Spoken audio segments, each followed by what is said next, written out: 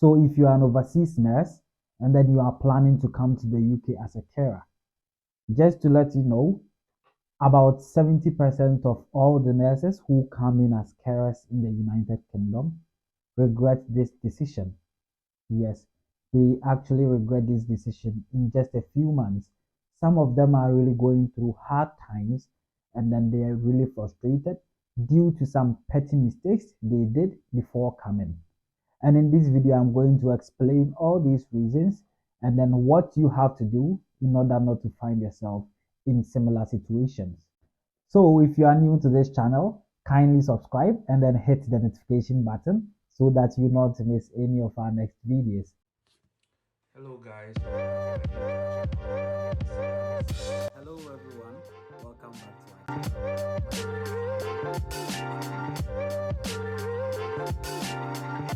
Compare films.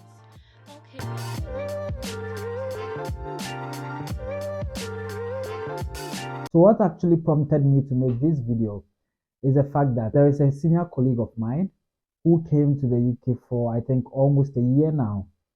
I think about a month and some weeks ago, I was just chatting with him. So he started narrating some of his struggles and then his frustrations to me, and it was very sad.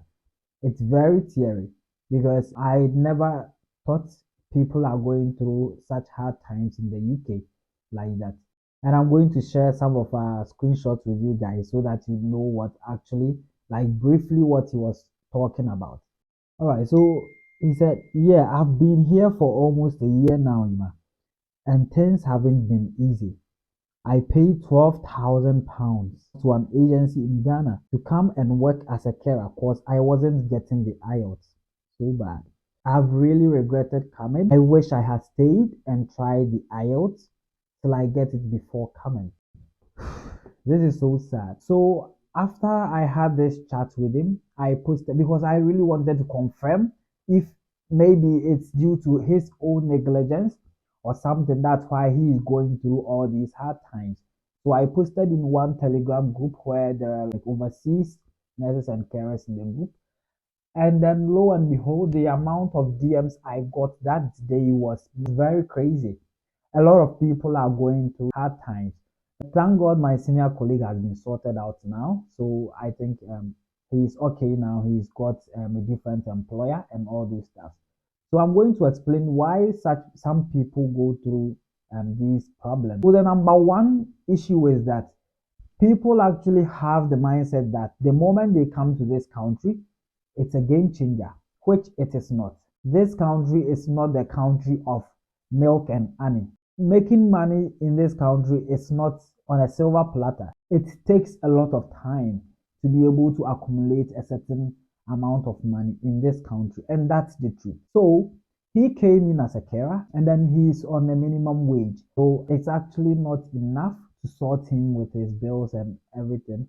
And then, he borrowed money before coming. So he has to pay all those money back. And it's not easy to raise £12,000 as a carer in this country. Even as a nurse, it will take quite a lot of months to be able to raise £12,000. That has made him very frustrated because he wants to find any avenue in order to make that money and pay back the loan he took back home. And then one thing is that sometimes due to desperation, people don't actually go through their contracts very well and seek expert opinions. They just sign any substandard contract that is being presented to them because they are so desperate and they are dying to come to the UK. And that's one of the major problems many of these people are actually facing because the contracts that they pen their signature under are not favorable. Some of them are working too many hours in the week. And I even heard of one lady who is working 12 to 13 hours a day and then getting paid for up to 6 hours. Can you imagine that? So people sign all sorts of contracts, and then when their fantasies are not being realized, it gets them into serious frustration, and some even gets depressed. And then one other thing that's affecting many people is that some people come in as carers, although even those who come in as nurses, don't come with your family directly. Like at least come and then experience how things are. And then after you've been able to settle in maybe 2, 3 months later on, then you bring your family. Most especially when you are a single parent. Because in this country, you are not going to get people to take care of your children for you. And imagine you have a 48-hour contract a week. You go for 12-hour shift for 4 days. So who is taking care of your child? That's a very serious problem that people don't realize until they get themselves into the country. And then it's very, very frustrating. Yes. So try your best to come to, and then settle in first before you bring over your family. And then sometimes, just as I was talking about the substandard contracts, people sign contracts for like 5 years, 5 solid years. Imagine maybe after some few years and you wish to leave, and then you have 5 years contract with your employer. And the wicked aspect is the fact that some employers would put a high release clause in these contracts, such that if you want to leave before the contract ends, you are going to pay a very high amount of money. And where are you going to make that money to pay back your employer in order to leave? And this is a very serious problem. So people are stuck with their employers. They are not happy at where they are working, but because they signed very unfavorable contracts, they cannot leave.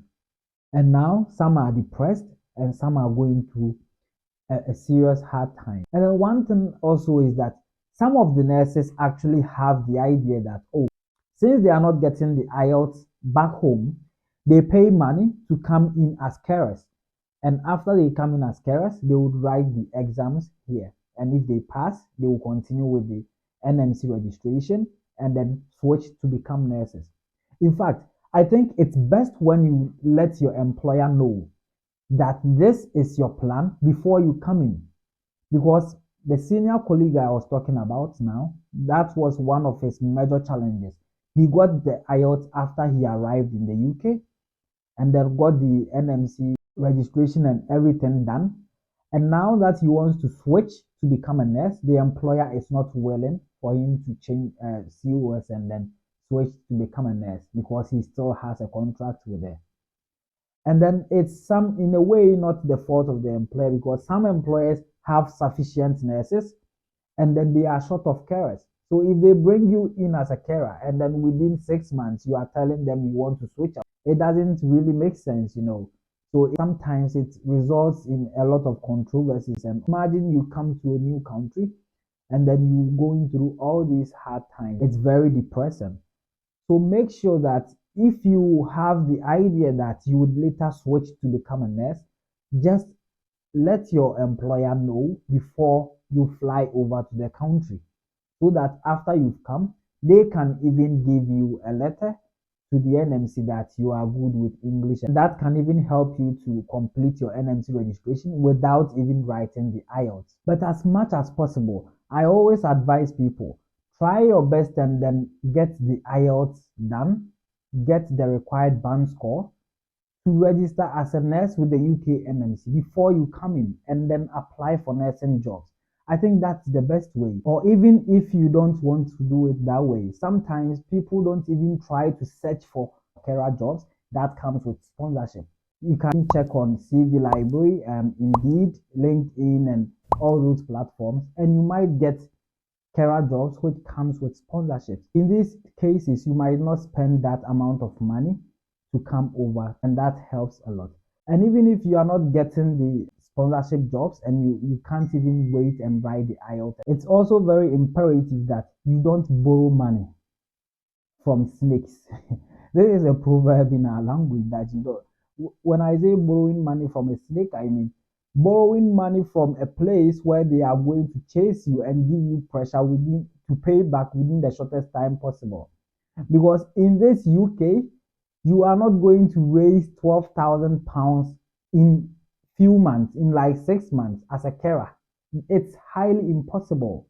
It will take you a lot of months to raise £12,000, £10,000, £15,000 to pay back these loans that you took before coming. If you want to get a loan and then pay this money to come, make sure that you are getting a very flexible repayment loan plan so that you can pay it comfortably and then you wouldn't have to struggle and then be under serious pressure whilst you are even not settled in. People have actually taken advantage of this carer visa route and are scamming a lot of people.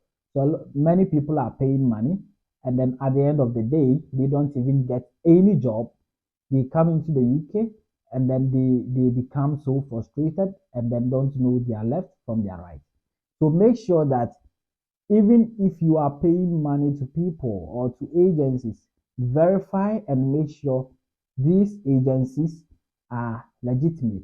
I have an upcoming video on how to check whether the company or an agency is legitimate and you can trust them before you make any payment to such agencies. So kindly subscribe to the channel and then hit the notification button so that you don't miss our upcoming videos.